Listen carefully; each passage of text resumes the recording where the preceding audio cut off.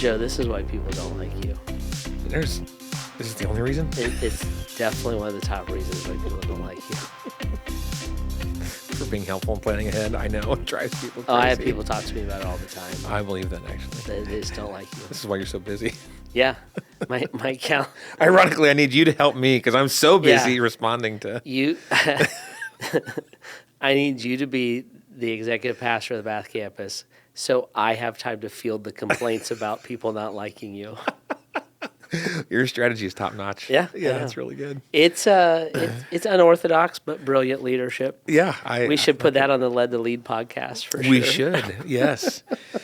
You can be one of the first episodes, 2025. Yeah. There's probably some cynical connection to like people's like how the government is built, like just different jobs that are available. It's like, yeah, this guy's on staff just to double check everything that this guy does poorly. And That's right. That is good management structure right there. This is Leadership 101. Yeah. Duh. So if anybody has a complaint about Joe Caruso, email jcaruso@graceohio.org. Yeah. Hey, I would love to know. And he will get it on my schedule. Ironically, I probably do take about 95% of criticism pretty well. So as long as you're not in that 5%, please email me. That'd be great. Try to make it really personal. That's right. Yeah, just, get right to the crux of the matter. All right. Well, thanks for tuning in for today's episode of Mixed Messages with Jeff Bogue. I'm Joe Caruso, your host, and apparently I'm a bad employee, and I'm excited to dive into our topic for the day.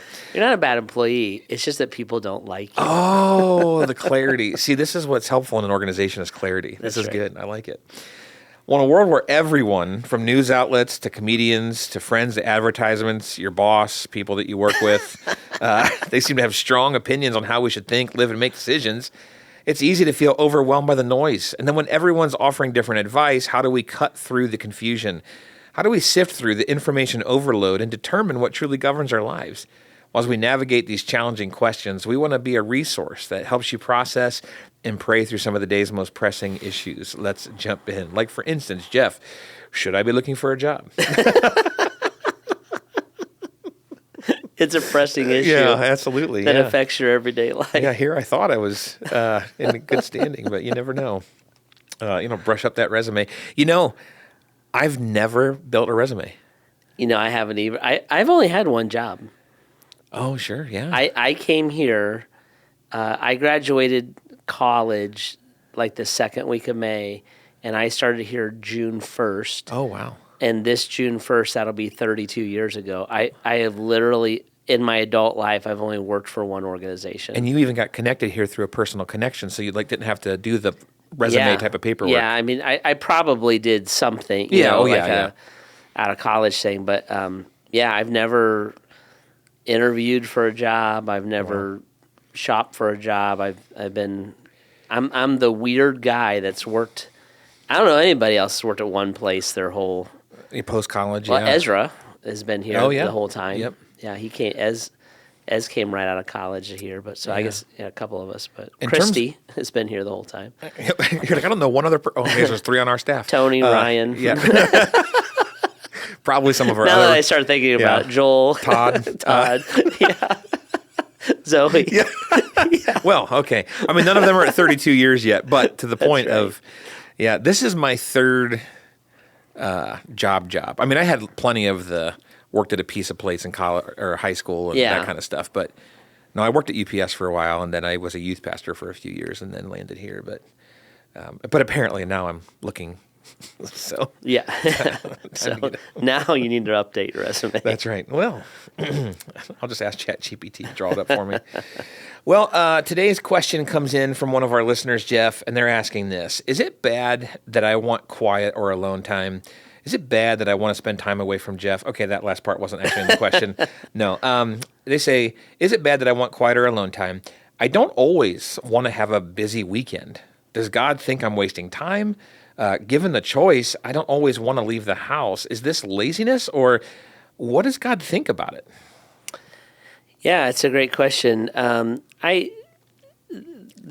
answer off the top of my head is depends on what you do with it. So that when I press against alone time, me time, my time kind of thing. And I think that's what this is probably in reference to. I'll press against that a lot. I press against retirement a lot, or what I call beach rot. Sure. I'm just going to go and rot away at the beach the rest of my life. When I press against that stuff, I'm pressing against that because it's a cultural conclusion that it's a path to happiness, that I am the center of my own world, and me doing what I want to do for myself all the time is presented as a dream. So that's what retirement is. Sure. I finally get to do what I want to do for myself all the time, and I worked all these years, and I deserve it, and I'm going to retire and fish or whatever it is I'm going to do. Or that's what the 4-Hour Work Week book is. I barely work, gets plenty of money so I can be on my sailboat. And that I do think is sinful. Our lives, God did not give us our lives so we would waste them on ourselves. He gave us our lives and maintains our life so that we can bring glory to Him and we can love people, make Jesus make sense to the people around us. And our cultural ideas of what the perfect life is almost always rooted in I can do what I want, when I want, and how I want.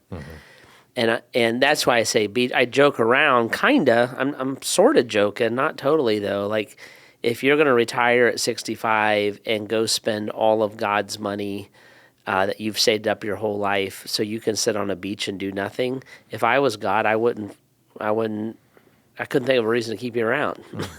Now, so I say it in an extreme. Sure. What I don't mean, I don't mean that retirement is a sin and that you getting to do more of what you like to do and less of what you don't like to do is bad. But I do think people are remarkably selfish in retirement. And I think they often move away from their family. They dislodge from their church. They criticize a younger generation instead of pouring into it. And I think it's sinful. I don't think it's sinful to retire and take a 6-month sabbatical and go see the country. Sure. I think that's fun. I don't think it's sinful to have a house in Florida that when the weather is driving everybody crazy, Northeast Ohio, you slip away to, and your kids use it, and your friends use it, and you just happen to be blessed enough financially that you can. I don't think any of that's a sin. I think it's a sin to check out and to be selfish. So is it wrong to take alone time? I would just ask a question like, what's the alone time for? So when we say it's for me, it's me time, sometimes we mean that selfishly. Sometimes we are like, if I can't have an adult conversation after being with kids all day, I'm not going to be a good father. So that's what you see Jesus doing. Jesus would get away to recharge himself, so to say, in order to continue in the mission of his life. So I think, like Heidi and I did this a lot when the kids were little, we would give each other breaks. And I would keep the kids one evening and she'd go out with some girlfriends or go work out at the gym. Or like I set my schedule up so she could work out in the mornings. Well, it made her an even better mother because she had that moment. I still like to go see movies. And I used to really like to go by myself. And so we put the kids down, and I would often slip out and go see a movie. She was fine with that. That's recharging. I also think spiritually, those retreats and recharge moments are important. Because when I get to get away with my Bible, usually sitting in the woods somewhere, I come back full of energy and full of vision and full of ideas. So those are respites so that I can give my life away more effectively for the kingdom.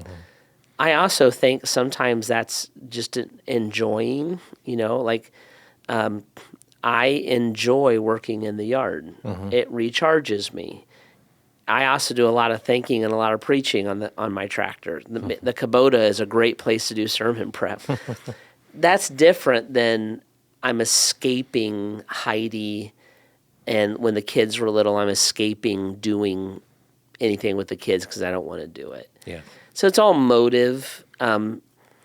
But what you don't find in Scripture is you don't find a sense of you've done something for 30 years, now you don't have to do it anymore. You won't find that anywhere in the book.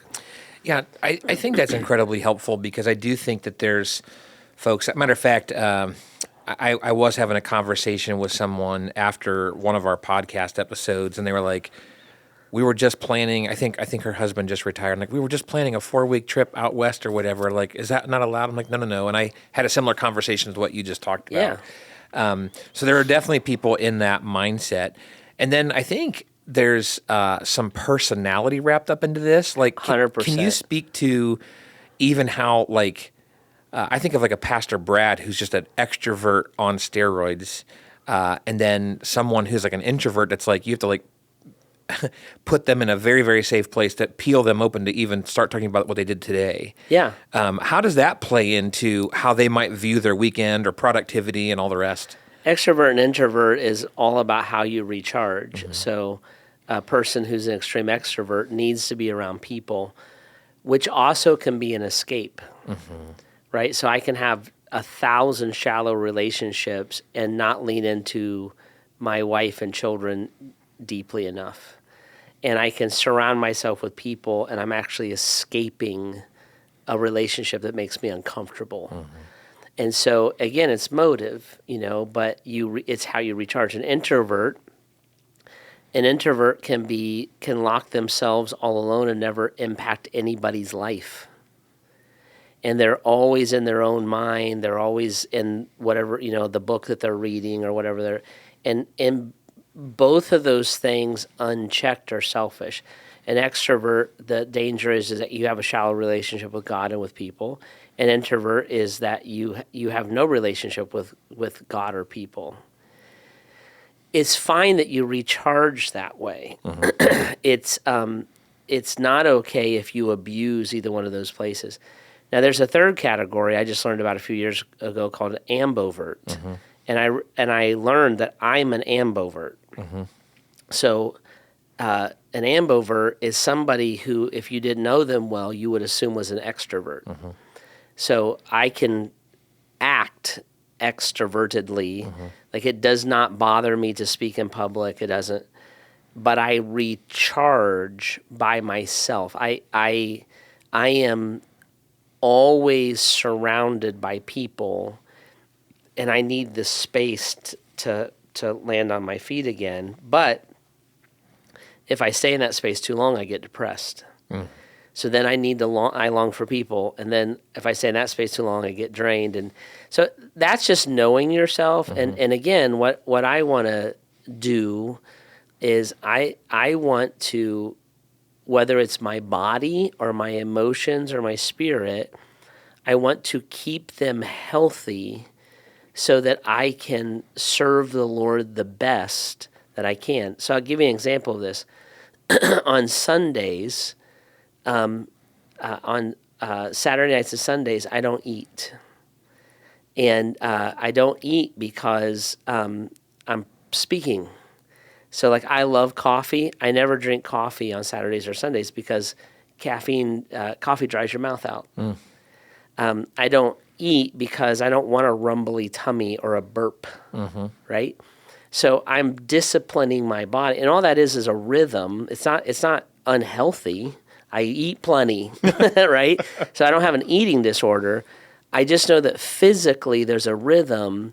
I have on Saturdays and Sundays, I bet you have this too when you're preaching, I have a very strict routine. So for instance, on Saturday afternoons, I take a nap because I'm not going to be done working till 10 o'clock that night. Right. And I don't want to be foggy when I'm teaching. So like I have a very, very strict routine to land me at a place where I can be the best that I can be to teach people about Jesus. Well, the same thing plays out emotionally. Sure. And if that's the gig, and a lot of people figure that out. They figure out that they need some space or they need to be with people. As long as that's the motivation, everything else is process, of how to do that and how to pull that off. I think I agree that the routines can be so helpful, and that's actually how I think a lot about like my recharge and charge balance, because I don't know for sure that I'm an ambivert the way that you described it, but I remember Katie Cole, our mutual friend, she once told me I'm an introvert who knows how to interact with people. Yeah. Because I actually do prefer to be like on my own or in a very, very small group of people. But I'm like wired to like know how to interact with a larger group of people or to just go introduce myself to other folks and stuff like that. But I find that to be draining. So like if I have really, really long weekends, like I think my extrovert muscles handle our weekend service structure just fine. Yeah. But like if I have an event all day Saturday and then church all weekend and then I have a couple of meetings on Sunday, like I'll get home and I'm like, please, no one talk to me. Yep. Like actually, just a couple of weeks ago, at the end of our services, Pastor Rich was hosting that particular service. And he's like, hey, and afterward, go give Joe a hug. And in my mind, I'm like, I've been nonstop for like 48 hours. Yeah, like if you hug me, I might body slam you, but so those things filter in there. Now, what's interesting about how you've been describing these things, Jeff, it actually sounds like the heartbeat of what God probably intended for Sabbath.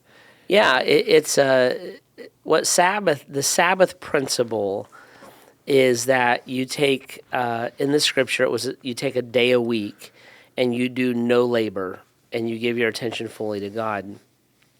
And the Sabbath, the way I think that translates into the New Testament is you take Sabbath times. Mm-hmm. What I think is important is that you detach from the busyness of the mind. Like I do almost zero picking my phone up on my day off. Mm-hmm.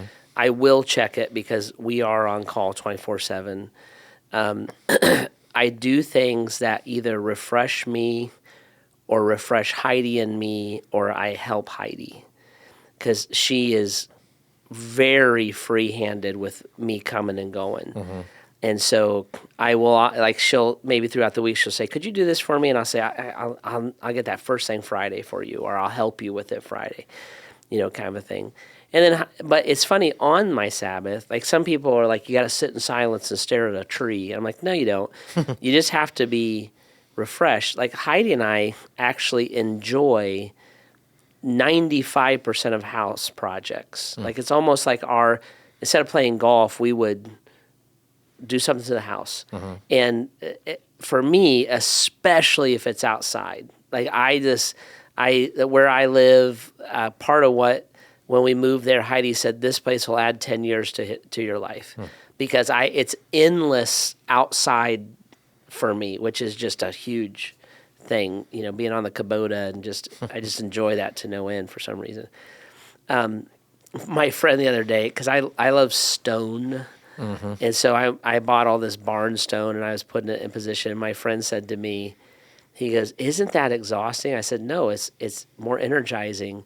And he goes, I get energized by being on a cruise or something like this. And I said to him, if you said you can go on a cruise or you can move barnstone around your yard for a week, I would pick the barnstone every time. Wow. So it's just refreshing to me.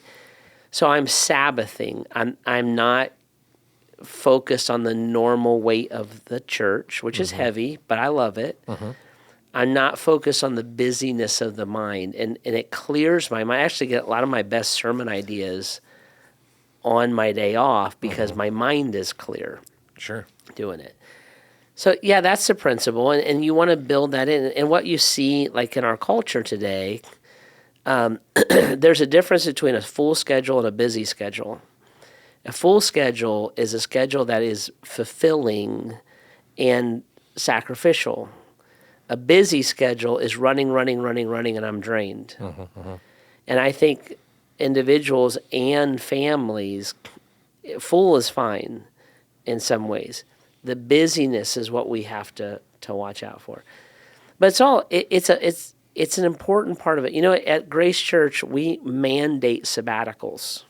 So our full-time staff every 7 years has to take a sabbatical. There's no option with it. And believe it or not, we got that idea from Charles Schwab. They mandate, or at least they used to, unless it's changed, they mandated their full-time staff to take a sabbatical every 7 years. And what happened was when they started doing that, their retention went through the roof and their productivity went through the roof for their managers. Because I always say it's like LeBron coming out of the game for a minute. All he's doing, if you know LeBron, he's not chilling, he's reloading. Right? But you have to rest in order to do that. And so God puts that principle in there. And that's what when Jesus got alone, that's what he was doing. I don't know I don't know if Jesus would be an introvert or extrovert, but so he might have really, really looked forward to it and be like, oh, finally, I can just talk with my Father. I have a feeling he was both, but he knew that the practice of it, the Bible says quite a few times he would go off alone. Well, he was seeking his Father and he was reloading, so to say, for the next round of his ministry that he had to face.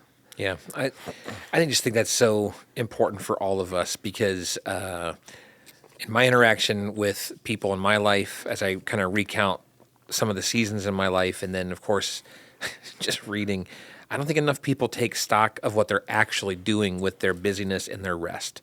And so if you're just run, and you're draining, and then your rest isn't actually recharging you, well, no wonder you hate Mondays. Yeah. No wonder your every day seems like a drag because what you're doing, and I don't mean like you better find the right job, and I don't mean that you have to even always be doing quote-unquote church activity, but it's like if you're always just doing what's right in front of you because that's what somebody put right in front of you. I guess I'm doing this sport with my kid now. I guess I'm watching this video now. I guess I'm going to respond to this message now. Like you're just always doing somebody else's agenda. That will be draining. And if you're not recharging, like you don't put a dead mobile phone down to recharge, you plug it in. Yeah. And so like when it comes to your life, like how do you recharge and how does God refresh you for what is next? It's so important. Yeah, my favorite spot on the planet is my house. We live on a river. And in the wintertime, we call it the hearth room. There's a fireplace there, and there's chairs that swivel, and it overlooks the river. And so every Friday morning when Heidi and I get up, you'll find me with a cup of coffee in that chair and my Bible. And it's nice because I'm not in a hurry. And I think that like sets a tone, And so I think doing that not once a week, but like every day of the week. And I love your thought there of like you plug in. I think we look for like this gold-plated thing. Like my cell phone battery is full at every 24 hours. And I'm like, or it works. Yeah. Because I like the cell phone because the cell phone works fine on 2% battery. It just doesn't work long. Right. So if you can't get a perfect rhythm, you just make sure that you have places that you plug in. And this is especially when you have little kids and they're in school. It's very hard to have those routines, but you need to look for those things. And I would say if being alone, this is back to like our question, if being alone is part of that, then you need to look for that routine. If you hate being alone, you need to look for times to be alone because it's healthy for us. But it's all to recharge our soul. It's not us doing what we want. That's the American dream thing. This is different. Yep. And it's so that I can continue to serve the Lord best that I can. Yeah, so if I can at all summarize, if it's recharging you and drawing you closer to God and the people around you, it probably could be a really good thing, even if it's alone. But if it's just about, well, this is what I want to do with my time, then at a minimum, you might be thinking about it incorrectly. And at a maximum, maybe that's where you're veering away from what God has in store for you. Yeah. Yeah. Well, that's very helpful for me, honestly. So I hope it's been helpful for our listeners as well. If you have a question you'd like us to engage, you can go ahead and submit those at bath.gracechurches.org/mixed messages, and we'd love to add that to the list and get to it as soon as we can. If we can help you take any unique next steps, maybe you need a little bit of extra processing on how this works out in your life, we'd love to have those conversations. Reach out, let us know. And if you like what you're hearing and you want to hear more of it, make sure you subscribe, follow, rate, and review our podcast. If you're looking for a place to jump in on the weekend as you're recharging and figuring out all those rhythms in your life, you can always check things out here at Grace in person or begin to check us out online. Thanks so much for jumping in with us today as we continue to seek God's voice through all the mixed messages around us. We'll see you next time.